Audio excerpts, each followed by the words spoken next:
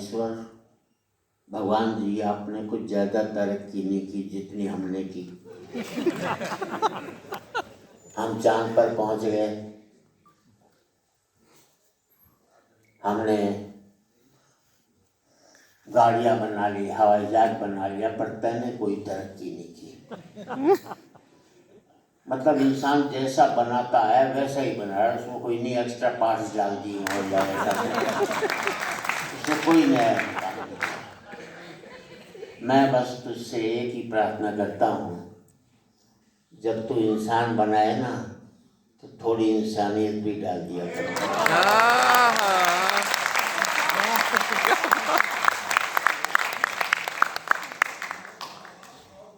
और नहीं डाल पाए तो बस इतना कर दे, जो भी दो देश आपस में लड़े हैं उसके एक एक नेता को अपने पास बुला ले, तो पूरे संसार में एक युद्ध नहीं हो सकता। पुतिन सोचेगा कहीं मुझे नहीं बुला रहे हैं, ट्रम्प सोचेगा कहीं मुझे नहीं बुला रहे हैं। ये नेता नहीं होते तो संसार में कभी युद्ध भी नहीं होते।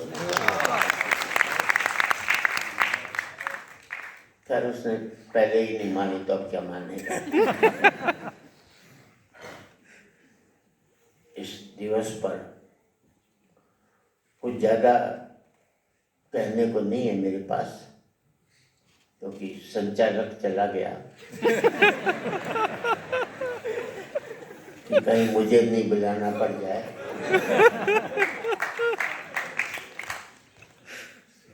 मैं कम उम्र का हूँ, आप जितने भी लोग बैठे हैं उनसे, क्योंकि मैं बची हुई उम्र की बात करता हूँ, खर्ची हुई उम्र की बात नहीं। संपत्ति वो नहीं होती जो हमने खर्च कर ली, संपत्ति वो होती जो हमारी बची हुई होती है। बची हुई उम्र की संपत्ति मेरे पास सबसे कम है, इसलिए सबसे कम उम्र का हूँ। कब तक जीऊँ ये महत्वपूर्ण नहीं है, कैसा जीऊँ ये महत्वपूर्ण है। बेवजह 90 साल की जिंदगी जीने से बेहतर है सार्थक 40 साल की विवेकानंद की जिंदगी को जी लिया जाए, तो पता लगेगा मेरी जिंदगी। आप रिकॉर्ड रहने दो वैसा, आज रिकॉर्ड करके कल अपनी लुगाई को हंसाओगे।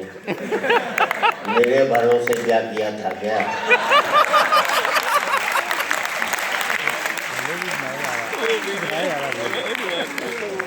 हिम्मत है तो अपनी भरोसा है।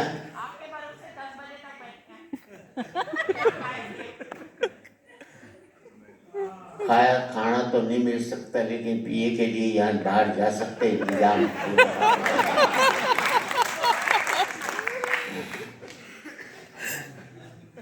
एक महिला ने हिम्मत तो दिखाई बोलने की, उनके साथ उनके पति बैठे, मजाल क्या चूं भी कर रहे।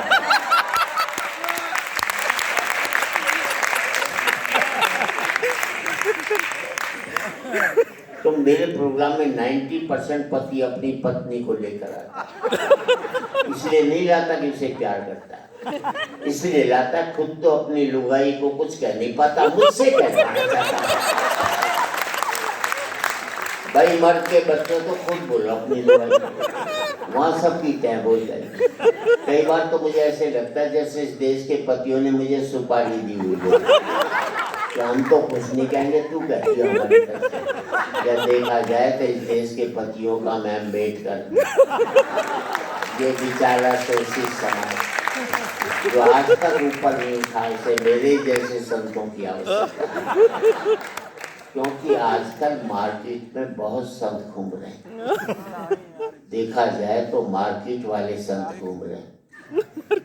किसी भी संत के पास चले जाओ एक ही बात कहता है, माया त्याग दो। क्या करें, बोले मुझे दे दो। हर एक साधु चाहता है वो तो करोड़पति बन जाए और आप बाबा जी बन जाओ। धर्म का जितना सत्यानाश धर्म गुरुओं ने किया है, किसी ने भी इस धरती पर नहीं किया। पहले लोग सब कुछ छोड़ने के लिए साधु बनते थे, अब सब कुछ पाने के लिए लोग साधु बनना शुरू हो गए। मैं पूछता हूँ अभी भगवान इतना करते, घोषणा कर दे सुबह पहले मंदिर मस्जिद गुरुद्वारे गिरजा घर में जो भी जाएगा उसे मैं अपने पास बुला लूंगा। आप ही ने बता दिया नहीं जाओगे। और समर्थन इस बात पर की हकीकत यही है दोस्तों, हम सब लोग ईश्वर से चाहते हैं, ईश्वर को नहीं चाहते। हम सब लोग धर्म को मानते हैं, धर्म की नहीं मानते। अगर धर्म की मान रहे होते तो आज भारत में या वर्ल्ड में ऐसी स्थिति नहीं पैदा होती। मैं तो सबके लिए दुआ करता हूँ। गणतंत्र दिवस पर किसी को बद्दुआ दूंगा ही नहीं। आज अच्छा है कि वरना कोई वीरस का कभी नहीं बुलाया, वरना पाकिस्तान को खत्म कर देता। सिर्फ 50,000 रुपए में पाकिस्तान खत्म हो जाता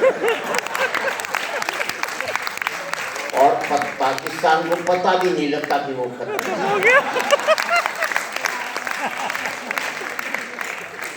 मैं तो इन सब उन वालों से ऐसे कवियों से कहना चाहता हूँ, मुझे एक बात बताओ यार, पड़ोसन के बांझ होने से तेरी पत्नी गर्भवती हो जाएगी।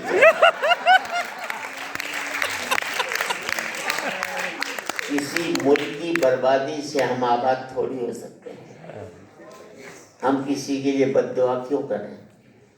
मैं तो कहता हूँ मोदी जी जाइए पाकिस्तान के राष्ट्रपति से बात कीजिए कि आखिरी लड़ाई लड़ते हैं, इसके बाद कोई लड़ाई नहीं हो। बात अच्छी लगे तो आपका ध्यान चाहूँगा।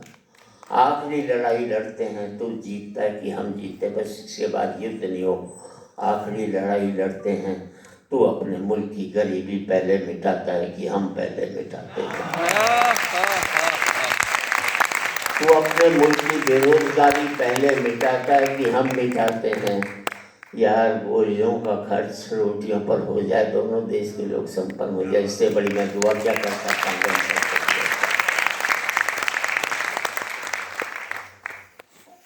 एक बड़ा अपराध हुआ ऋषि मुनियों द्वारा। उन्होंने वर्ण व्यवस्था बनाई, ब्राह्मण शूद्र वैश्य हरिजन। नहीं बनाते तो आज हम सब भारतीय होते।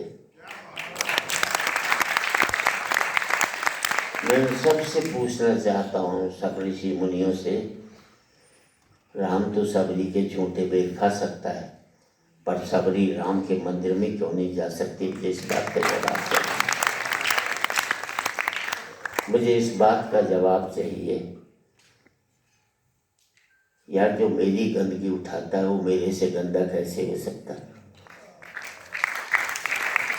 तब मूल बातों पर हम कब तक आएंगे, आज तक सोच नहीं पाए। आज़ादी के इतने बाद भी हम उसी चीज में अड़े हुए हैं।